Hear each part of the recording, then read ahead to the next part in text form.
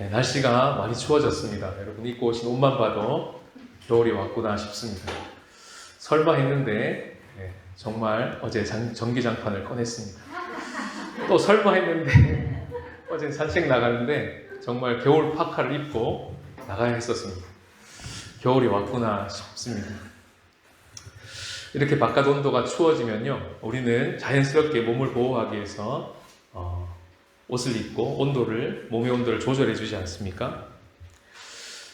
이렇게 우리의 몸을 보호하듯이 우리의 마음에 대해서도, 또 가정에서 벌어지는 일에 대해서도, 이 세상에서 벌어지는 일에 대해서도 하나님께서 그렇게 반응하라고 주님 말씀하십니다.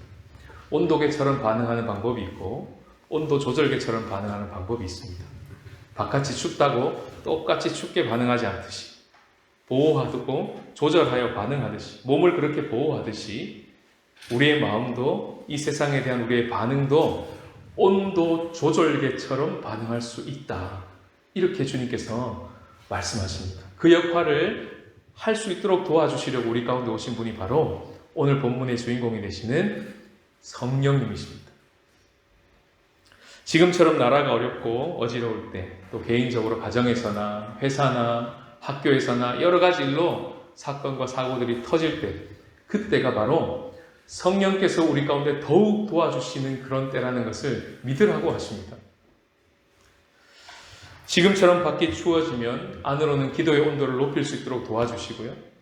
또 밖이 막 더우면 우리 안에 있는 진리를 계속 생각나게 하심으로 냉철하고 명철하게 생각할 수 있도록 도와주시는 바로 그분이 또 다른 보혜사로 오신 바로 성령님이십니다. 그래서 그분은요, 능력이기 이전에, 에너지이기 이전에 그분은 인격체이시고 지정의를 다 가지고 계십니다. 그래서 우리로 하여금 전인격이 정상적으로 작동할 수 있도록 아주 섬세하게 도와주시는 그분이 바로 성령님이시죠. 인생의 선택의 기로에 섰을 때 마음이 불안하거나 또 세상이 어지럽거나 또 여러 가지 어려운 일이 닥쳤을 때 악수를 두는 경우가 많습니다. 코너에 몰리면 자기도 모르게 뭔가를 선택을 해야 되는데 최악수를 둡니다. 근데 성령께서 우리를 도와주시면요, 그 악수에 넘어지지 않고 그 유혹을 뿌리치고 정확히 정면승부하여 정수를 둘 수 있도록 도와주십니다. 때로는 꼼수처럼 하고 싶은데 성령께서 아니야, 묘수를 둬 하고 묘수를 딱 둘 수 있도록 주님 성령께서 도와주세요. 그만하고 싶어서 돌을 던지고 싶은데 주님께서 나에게는 히든 카드가 있다, 언제나 나에게는 길이 있다, 신의 한 수를 둘 수 있도록, 마치 그 이세돌이 알파고와 경쟁했을 때 사국에서 78수를 두는 그 수요, 그 수 같은 한 수를 인생 가운데 딱 둘 수 있도록 도와주시는 분이 바로 성령 하나님이십니다. 그 역할을 오늘 본문에서는 먼저 예수님이 하고 계세요. 그 예수님이 바로 원조 보혜사라는 것을 먼저 알려주시고, 그리고는 내 뒤로 오실 또 다른 보혜사가 있는데 그분이 어떻게 활동하실 것이며 얼마나 활동하실 것인지 그 기간과 그 역할을 예수님께서 친히 제자들을 모아놓고 상세하게 무려 14장, 16장 통째로 설명하고 계십니다. 누구에 대해서요? 성령님에 대해서요. 이게 얼마나 귀중한 책이겠습니까? 요한복음 이 14장, 16장이 성령을 이해하는 데 있어서 시작이고 전부며 예수님이 직강해 주셨으니까 얼마나 중요하겠습니까? 성령님 그러면 제일 먼저 떠오르는 단어가 무엇입니까? 오늘 본문의 말씀을 통해서 예수님께서 가르쳐 주신 단어를 마음에 넣어보고 성령이 누구신지를 알아가고 그분의 활동 기간과 그분의 역할을 우리가 선명하게 깨달아서 성령의 도우심을 힘입고 이 연말을 지나가는 시간이 되기를 원합니다. 오늘 본문 16절을 한번 같이 읽어보겠습니다. 시작. 내가 아버지께 구하겠으니 그가 또 다른 보혜사를 너희에게 주사 영원토록 너희와 함께 있게 하리니. 또 다른 보혜사를 너에게 주겠다. 이 말 속에는 예수님 자신이 보혜사라는 것을 말씀하고 계신 겁니다. 예수님은 일정 기간 동안의 제자들과 함께 하셨습니다. 이 세상 사람들과 함께 하셨습니다. 그러나 그 뒤에 오실 또 다른 보혜사는 활동 기간이 있는데 바로 영원토록입니다. 보혜사라고 번역된 이 단어는 요한복음에만 나오는 단어입니다. 독특한 단어죠. 원어로 보시면 파라클레토스 이렇게 적는데요. 분쇄를 하면, 파쇄를 하면 파라, 옆에, 함께, 곁에 이런 뜻입니다. 클레토스는 명사형인데 클레오라고 하는 부른다는 뜻의 명사형입니다. 옆에서 부른다는 뜻입니다. 누가요? 파라클레토스가요. 우리가 어려움을 처하고 위험에 처하고 도움이 필요할 때 성령이 내 안에서 우리를 향해 곁에서 부르신다는 거예요. 선영아, 이렇게요. 누구야? 하고 불러주신다는 거예요. 불러주시면서 우리를 위로하시고 도와주시고 격려하십니다. 뿐만 아니라 그분은요, 우리를 대신해서 하나님을 향하여 불러주세요. 하나님 그분을 향하여 클레오 하십니다. 성령이 내 안에서 말할 수 없는 탄식으로 기도하신다. 로마서 8장에 그런 말씀이 나오고 있죠. 그런 분이세요.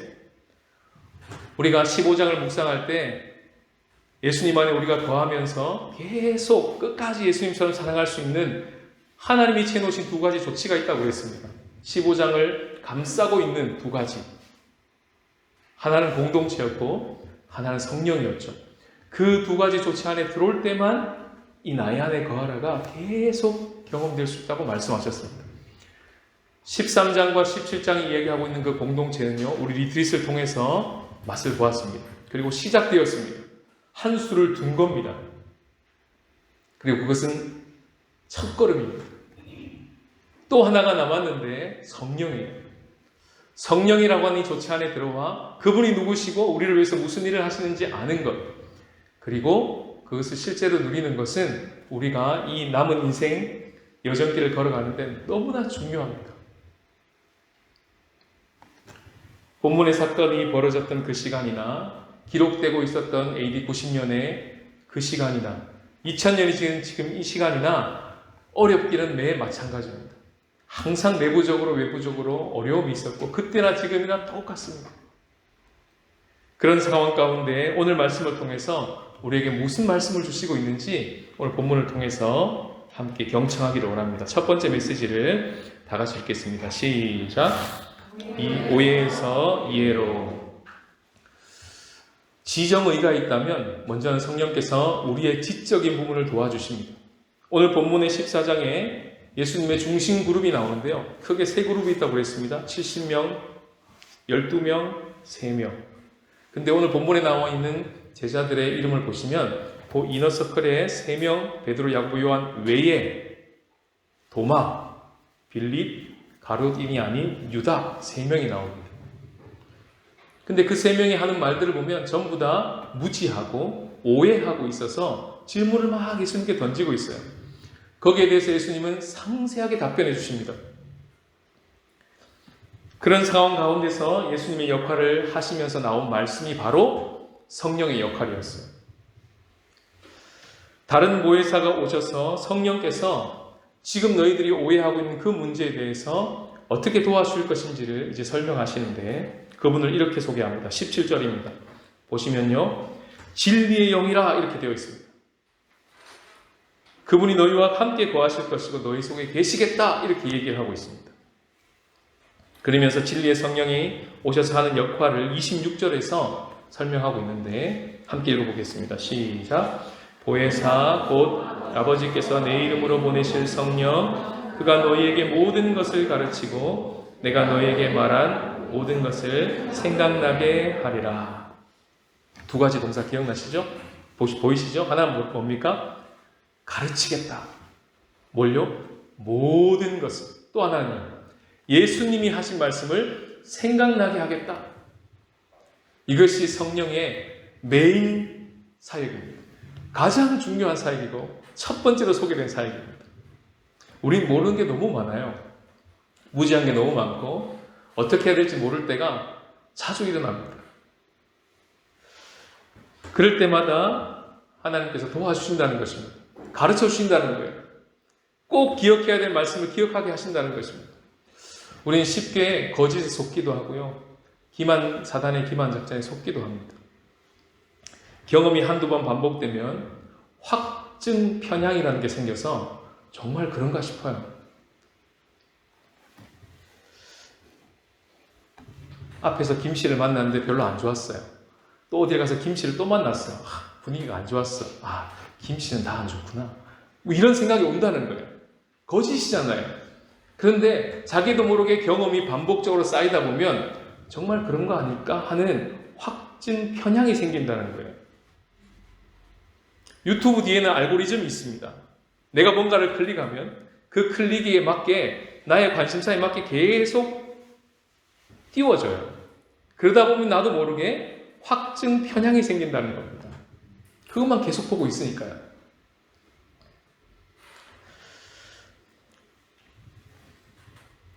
김 목사는 성향이 내향적이라 목사하기엔 좀 안 맞는 것 같아. 한번 들었어요.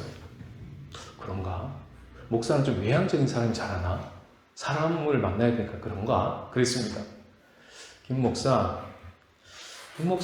목사가 아니라 교수가 되었어야 될 것 같아.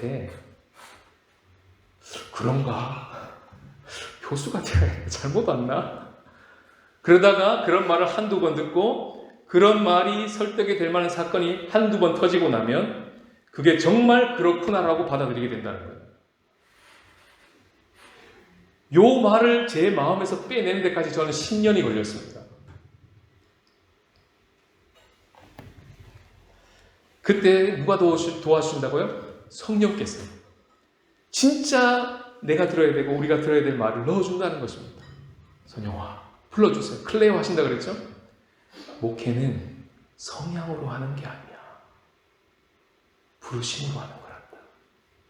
너의 은사와 달란트로 하는 게 아니야. 내가 주는 생명을 가지고 사명감을 가지고 하는 거란다. 이게 진리죠. 이게 팩트입니다. 이거를 받아들일 수 있도록 도와주신 분이 누구라고요? 성령님이세요.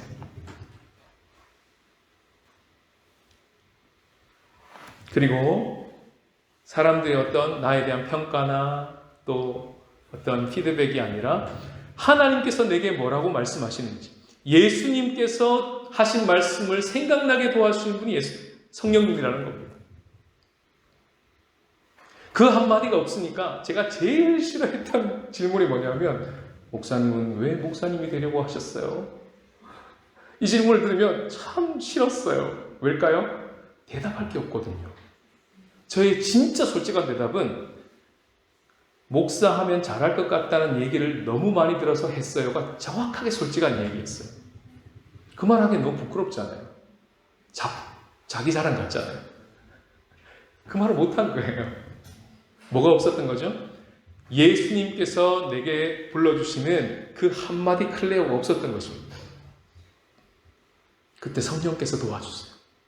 내가 너를 지명하여 불렀다니 너는 내 것이라. 그 한마디가 저에게 섬광처럼 들어왔을 때, 주님께서 그때 저를 부르셨다는 것을 확신하게 된 것입니다. 자유케 된 것이죠. 이처럼 어떤 일이 터지고 무너져가고 또 어려움을 겪고 하나님께서 수습해 들어오시기 위해서 성령을 보내주시고 말씀을 넣어주시고 정확한 팩트도 넣어주시고 이렇게 우리를 도와주시는 은혜가 성령이 도와주시는 은혜인데요. 오늘 본문에 보시면 그보다 더 놀라운 은혜로 우리를 초대합니다. 그건 뭐냐면 지난번에도 말씀드렸듯이 먼저 말씀하시는 거예요. 사건이 빵 터지고 수습하는 말씀도 중요하지만 먼저 이 말씀을 딱 해놓고 사건이 뒤에 빡 터지면 우리의 믿음이 훨씬 자란다고 그랬습니다. 예수님이 그렇게 말씀하셨어요. 오늘 말씀을 확인해 보겠습니다. 29절입니다. 시작. 이제 일이 일어나기 전에 너희에게 말한 것은 일이 일어날 때에 너희로 믿게 하려 함이라. 리트릿이라고 하는 것을 함께 했으면 좋겠다고 주님께서 저에게 생각으로 넣어주셨을 때는 한참 전입니다. 무슨 말씀으로 나눌까요? 에베소서 2장 21절 생각나게 하신 것도 한참 전입니다. 어떻게 그 시간을 보낼까요? 질문했겠죠. 그리고 주신 생각들을 마음에 품고 준비해 나갔겠죠. 그 모든 것들은 앞에 일어난 일들입니다. 그리고 실제로 그 시간을 지나왔습니다. 그리고 그 말씀대로 어떻게 하나님께서 연결해 주시고 함께 지어져 가게 하시는지를 보면서 참 감사한 시간들을 보냈습니다. 이처럼 이 성령님을 정말 우리가 신뢰한다면 우리 안에 어떤 습관들이 벌어지냐면 어떤 일이 딱 닥쳤을 때 문제가 딱 부딪히게 되면 질문을 하게 됩니다. 어떻게 해요? 주님, 어떻게 할까요? 또 문제가 아니어도 어떤 일들을 두고 주님, 이 문제를 어떻게 풀어나가면 좋을까요? 성탄절, 성부영신 예배는 어떻게 드리면 좋을까요? 2025년 우리 공동체가 어떤 시간인가요? 우리 성도들이 어떻게 2025년을 통과해 나가야 할까요? 이 교회는 지금 어디쯤 와 있나요? 어디로 갈까요? 계속 질문하지 않겠습니까? 우리 자녀들은 지금 어떤 시간인가요? 주님, 이런 문제가 있는데 어떻게 결정해야 될까요? 질문하지 않겠습니까? 왜죠? 성령께서 모든 것을 가르쳐 주시겠다고 지금 말씀하셨기 때문입니다. 그리고 그것은 진짜입니다. 우리가 이 대림절을 지나가면서 약속의 말씀을 기다리고 있습니다. 성령께서 우리 안에서 생각나게 하시고 가르쳐 주시고 생각나게 하실 것입니다. 교회 활동에 관련된 것 말고도 직장의 문제, 자녀의 문제, 이 세상의 나라의 문제, 모든 문제에 대해서 주님께서는 가르쳐 주시겠다고 하셨습니다. 그래서 오늘 본문에 보시면 가르치겠다는 앞에 뭐라고 되어 있습니까? 모든 것을 가르치겠다고 했습니다. 그것도 2번이나 강조하고 있어요. 예수님이 하신 말씀의 모든 것, 그리고 이 땅에 살아가는 삶의 모든 것을 가르쳐 주겠다. 그러니까 성령에 충만한 자는 어떤 사람이겠습니까? 생각이 명징되어 있는 사람입니다. 생각이 더욱 문제 앞에서 선명해지고 열리고 생각에 하나님의 도우심을 받아가는 그런 사람들이겠죠. 오해의 먹구름이 걷어지고 진리로 이해로 계속 나갈 수 있도록 도와주시는 분, 그분이 성령님이십니다. 2번째 같이 한번 읽어보겠습니다. 시작. 근심에서 평안으로. 정적인 부분을 도와주세요. 우리의 마음을 주님께서 도와주시는데요. 오늘 본문의 제자들의 마음의 색깔이 1절 상반절에 이렇게 나옵니다. 너희는 마음에 근심하지 말라. 27절 하반절에 보면 너희는 마음에 근심하지도 말고 두려워하지도 말라. 마음의 색깔 분위기가 어떻습니까? 근심, 두려움, 이게 지금 마음의 색깔이에요. 그러면서 성령을 소개하신 후에 또 다른 보혜사가 오셔서 이 마음의 색깔을 바꾸어 주시겠다 말씀하실 때 어떻게 바꾸십니까? 근심에서 평안으로 바꾸어 주시는 분으로 소개합니다. 27절을 다 같이 읽겠습니다. 시작. 평안을 너희에게 끼치노니 곧 나의 평안을 너희에게 주노라. 내가 너희에게 주는 것은 세상이 주는 것과 같이 아니하니라. 너희는 마음에 근심하지도 말고 두려워하지도 말라. 세상이 주는 것과 예수님이 주는 것을 딱 비교해 놓고 계십니다. 세상이 주는 것은요, 어떤 문제를 회피하면서 찾아오는 편안함이라고 할까요? 고통과 어려움을 회피할 때 오는 편안함 같은 걸까요? 그렇다고 볼 수 있습니다. 좋은 회사에 취직해서 오는 편안함이 있고요. 좋은 배우자를 만남으로 인해서 찾아오게 되는 편안함과 만족이 있습니다. 감사한 것입니다. 그러나 그것은 영원하지 않습니다. 거기서 오는 평안이 있다면 하나님이 그 통로를 통하여 내게 주신 평안이겠죠. 그렇다고 우리 성도님들이 그러면 나쁜 회사만 찾아가고 나쁜 배우자만 만나는 법은 없지 않습니까? 전 그렇게 되기를 원치 않습니다. 정말 좋은 직장을 찾으시고 좋은 배우자를 만나기를 원합니다. 문제는 뭐냐면 그것이 우리의 생을 걸만한 의존할 대상이 아니라는 것입니다. 그 평안을 쫓아가면 갈수록, 의지하고 의존하면 할수록 그 실망감은 더 크다고 주님 말씀하십니다. 예수님이 주시는 평안은 정반대인데요. 상황의 어떠함에 상관없이 주시는 평안을 말합니다. 어떤 문제가 딱 닥쳤을 때 그것을 회피하면 편안함이 옵니다. 안락함이 옵니다. 그렇게만 살았다면 우린 여기 못 있었어요. 뭔가는 돌파를 했고 물론 그렇지 못한 영역도 있겠죠. 주님 오늘 우리들에게 초대하시는 그 평안은 돌파하면서 찾아오는 평안을 말합니다. 전천후 평안을 말합니다. 고통을 돌파하고 어려운 상황을 돌파하면서 누리는 평안이 있다. 그 자리로 우리를 초대하는 것이죠. 이것이 예수님이 주시는 평안입니다. 저는 이번 주에 큰 위기를 경험했습니다. 화요일에도 나눴는데요. 중국어를 그만하고 싶은 마음에 결정을 할 뻔했어요. 선생님이 질문을 막 하는데 대답을 못하는 것도 한두 번이지.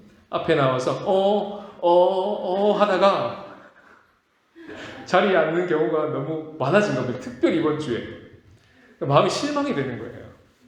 다른 동료들은 막 잘하고 있는데 혼자 하고 앉으니까요. 그만하고 싶은 거예요, 진짜. 마음이 어렵더라고요. 화요일날 그 마음을 나눴습니다. 일기로도 썼습니다. 공개적인 일기거든요. 사람들이 봅니다. 티를 냈습니다. 엄살을 부리려고 한 게 아니라 그래야 살 길이 열린다는 걸 제가 경험했기 때문에 막 티를 냈습니다. 살고 싶어서. 우리 성도님들 많이 위로해 주셨어요. 힘이 됐습니다.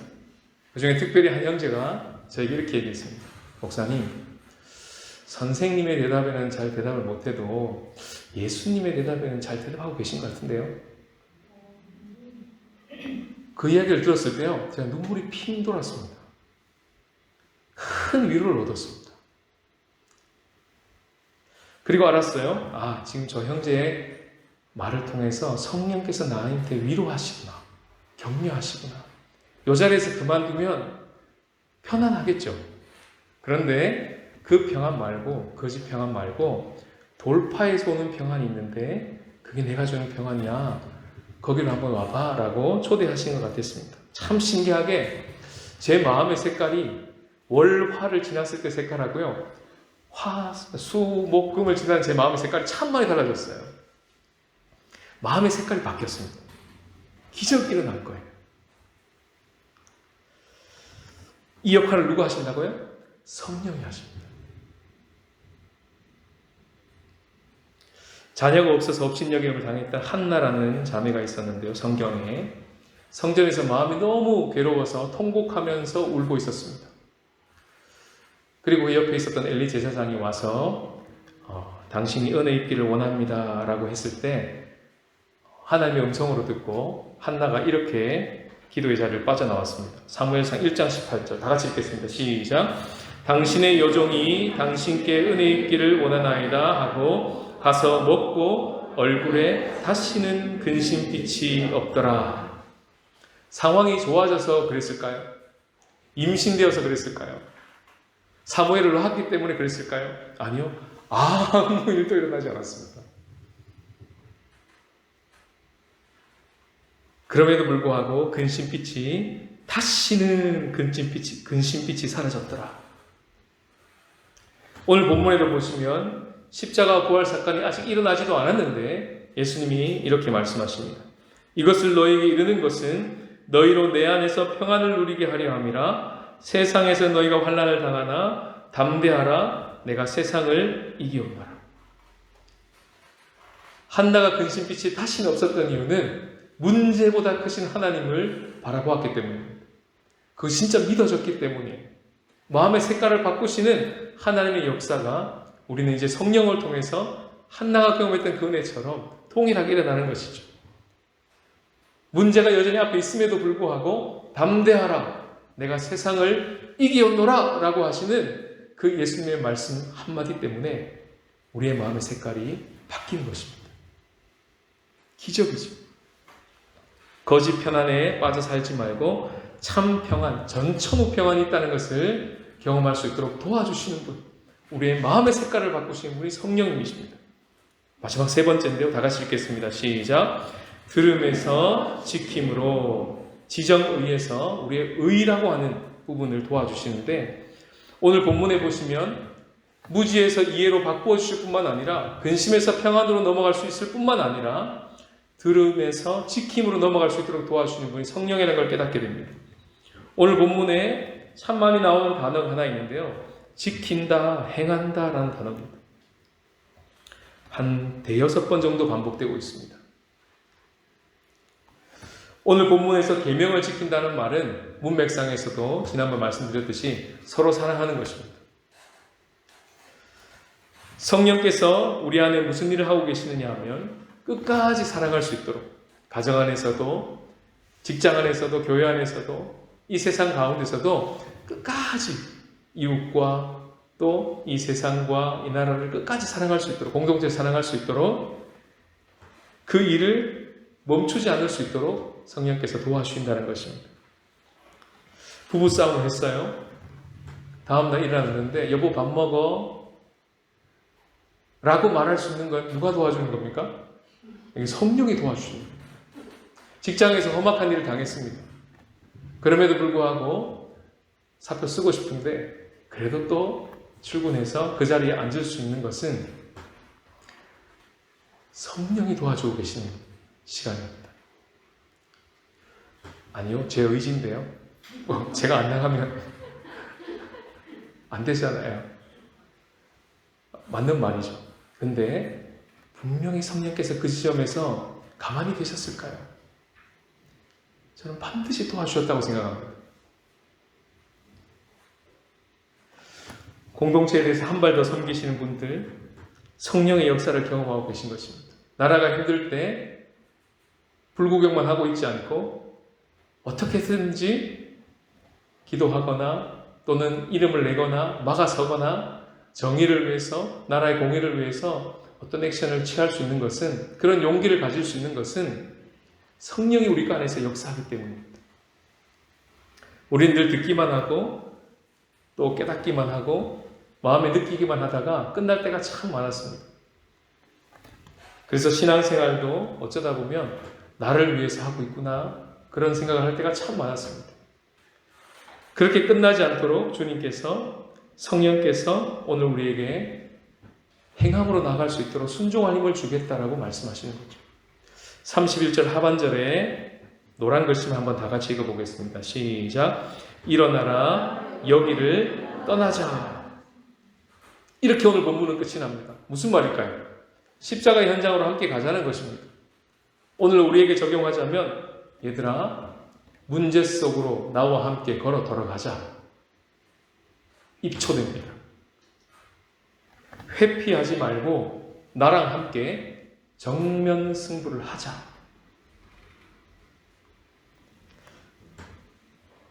참한식으로 우리를 참 평안함으로 초대하시는 주님의 초대가 이렇게 나오고 있는 것입니다. 아니요, 주님, 저는요 성격이 그런 거 되게 싫어하거든요. 주님만 가세요. 전 여기 있겠습니다. 이렇게 할 수 있습니다. 그러면 잠시 편안함이 옵니다. 그러나 시간이 지나고 나면 뭔가를 놓치고 있다는 생각이 듭니다. 그 너머에 엄청난 평안함이 있는데 그 한 발을 못 딛는 거예요. 저를 포함하여 우리가 그랬습니다. 결과만 주목하다 보니까 순종을 못했습니다. 실수하면 어떡할까? 안 되면 어떡할까? 리트리 못 가면 어떡할까? 갔는데 게임이 재미없으면 어떡할까? 성찬식 처음 하는데 떨려서 말을 못하면 어떡할까? 별의별 생각들로 막 피어오르는 거예요. 그러나 주님께서 순종인가 아닌가만 보고 한번 가봐라. 결과는 주님께 맡기고, 몸의 느낌을 따라가지 않고 상황과 기분을 따라가지 않고 말씀을 따라서 한 걸음 한 걸음 가보라고 우리에게 말씀하십니다. 성령을 따라가는 자의 삶으로 우리를 초대하시는 것이죠. 오늘 주보에 보시면 보드 페인팅 이렇게 되어 있습니다. 주보를 한번 다 같이 읽어보실까요? 시작. 성령 충만은 우리의 신실함에 대한 보상이 아니라 우리의 실패에 대한 하나님의 선물입니다. 오늘 예수님께서 우리에게 소개되는 이 성령은 우리가 열심히 노력하고 열심히 기도하고 열심히 말씀 읽고 할 때 주어지는 성령이 아닙니다. 우리가 실패한 자리에서 주어지는 하나님의 선물입니다. 그것을 인정하는 자, 내가 주인 되어 살아간 나의 삶이 실패라는 것을 인정하는 자. 그래서 오늘 본문에 성령을 약속해 놓고도 바로 그들에게 주어지지 않는 것은 이들 안에 반드시 거쳐서 지나가야 되는 십자가의 자리가 있기 때문에 그렇습니다. 그들은 실패를 경험해야 했습니다. 어떤 실패요? 내가 열심히 노력해서 신실함으로 성령을 받아보겠다는 보상이요. 내가 더욱 땀 흘려 기도하고 간절히 구하면 성령을 받을 것이라는 그 자기 의지요. 그것이 꺾이는 시간.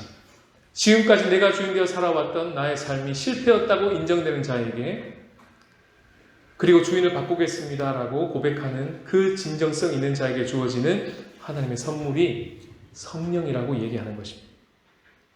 갈라디아서 5장 24절 25절 다 같이 읽겠습니다. 시작. 그리스도 예수의 사람들은 육체와 함께 그 정욕과 탐심을 십자가에 못 박았느니라. 만일 우리가 성령으로 살면 또한 성령으로 행할지니 나는 죽었습니다 라고, 나는 주님과 함께 십자가에 못 박혔습니다 라고 고백하는 자에게 주어지는 선물이 바로 성령입니다.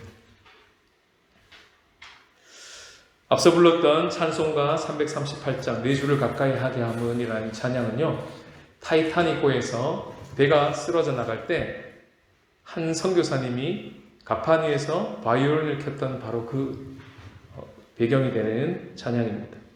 윌리스 하틀리라는 선교사가 실제 인물이었고 실제 그 바이올린이 수거가 되어서 전시가 되었고 비싼 값으로 팔리기도 했습니다. 죽음 앞에서 전부 다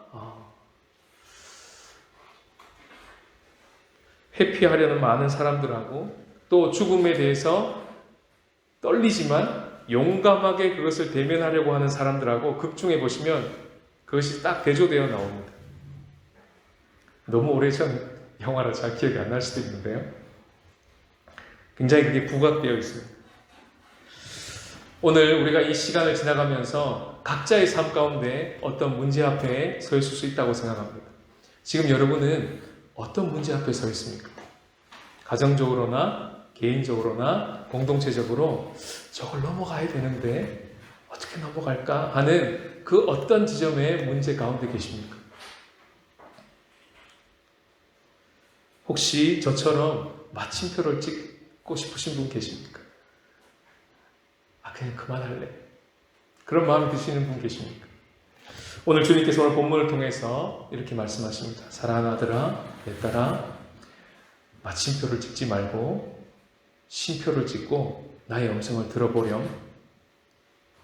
평안을 너희에게 끼치노니 곧 나의 평안을 너희에게 주노라. 내가 너희에게 주는 것은 세상이 주는 것과 같지 아니하니 너희는 마음에 근심하지도 말고 두려워하지도 말라. 일어나라. 여기서 떠나자. 이것이 오늘 우리들에게 주시는 주님의 말씀입니다. 서두에 온도 조절계라 온도계 이야기를 했는데요. 저도 보니까 참 온도계처럼 살았습니다. 근데 성령이 우리 가운데 오셔서 온도 조절계처럼 살 수 있도록 지금도 우리를 도와주고 계십니다. 날씨가 추워지면 우리 내면의 기도의 온도를 높일 수 있도록 성령께서 도와주시는데요. 바깥이 너무 춥고 안을 온도를 높일 때 무슨 일이 벌어집니까? 서리가 낍니다. 온도차로 인해서. 그것이 바로 기도 응답입니다. 우리 눈에 보이는 기도 응답입니다. 그것이 지금 주님께서 내 내면에 주시고 우리의 삶에 주시는 말씀이 현실화되는 것을 보여주시는 조각구름입니다. 우리 눈에 가시적으로 보이는 시작된 하나님의 나라입니다. 그것을 언제 볼 수 있습니까? 온도차가 날 때요. 날씨가 추워질 때 옷을 입는 것처럼 우리 인생 가운데 폭풍이 불고 어려운 일이 있을 때 온도차를 확 낼 수 있도록 성령께서 도와주시고 그 자리에 순종할 때 서리가 낍니다. 눈에 보입니다. 조그마한 응답이.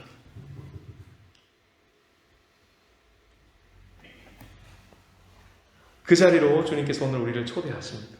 공동체와 성령이라고 하는 이 강력한 연합 안에 들어와서 지금도 우리를 쉬지 않고 회복하고 계시는 하나님의 역사를 볼 수 있도록 도와주시기를 원하시는 것이죠. 돌파해서 승리하시는 그런 은혜가 이 연말 또 연초에 있으시기를 주님의 이름으로 축복합니다.